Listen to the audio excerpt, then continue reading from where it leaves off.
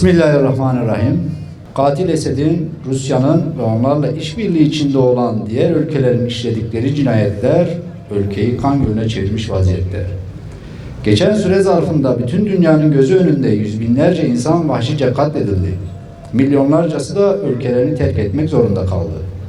Sivil ve savunmasız insanların katledilmesine kör, sağır ve dilsiz kalan bölgesel ve küresel güçlerin ahlaksız, vicdansız ve umursamaz tavrı Suriye'deki trajediyi bugün daha da ileriye taşıyor.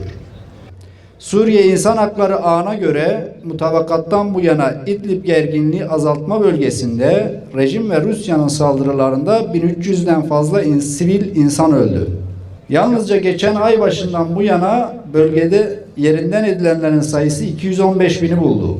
Aynı zamanda yapılan saldırılarda 74'ü çocuk olmak üzere 225 sivil hayatını kaybetti. Rusya'nın Orta Doğu'da nüfuzunu arttırarak bu sürece dahil olması, ABD ve AB'nin ikircikli tutumları bölgeyi tamamen kaosa sürükledi.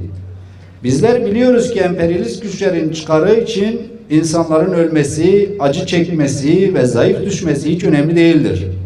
Yeter ki devletlerinin çıkarı tehlikeye girmesin.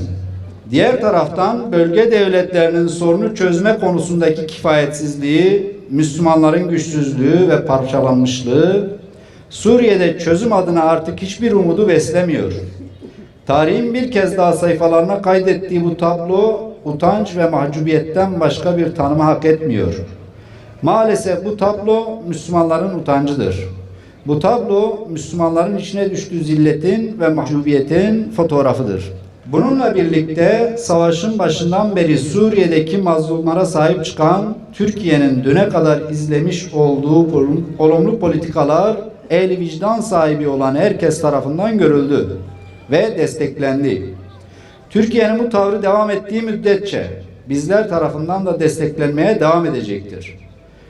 Umarız Türkiye mazlum kardeşlerine sırtını dönmez ve onları sahipsiz bırakmaz ve uluslararası arenada gücünü ortaya koyarak bu katliamlara engel olur. Çünkü bu Türkiye için insani bir sorumluluktur ve bu sorumluluktan kaçmamalıdır. İfade ettiğimiz bu sorumluluk gereği Türkiye derhal Birleşmiş Milletler nezdinde harekete geçmeli ve bu katliamların son bulması için bütün gücünü ortaya koymalıdır. Müslüman uyuma, kardeşine sahip çık. Müslüman uyuma, kardeşine sahip çık. Müslüman uyuma, kardeşine sahip çık. Müslüman uyuma, kardeşine sahip çık. Bugün yanı başımızdaki kardeşlerimize sahip çıkma günüdür. İdlib'de şu anda 4 milyona yakın insan yaşamaktadır. Zalim Esed'e teslim olmayı kabul etmeyen bu mazlum halk şu anda ağır bombardıman ve kitle imha silahlarıyla yok edilmek istenmektedir. Eğer gereken tepkiler verilmezse maalesef İdlib'de diğer bölgeler gibi yıkıma uğrayacak ve ağır bir bilançoyla karşı karşıya kalacağız. Suriye'nin diğer bölgelerinde yaşanan katliamların İdlib'de de yaşanmaması için bütün Müslümanlar topyekün dayanışma sergilemeli ve zalimlere karşı sesini yükseltmelidir.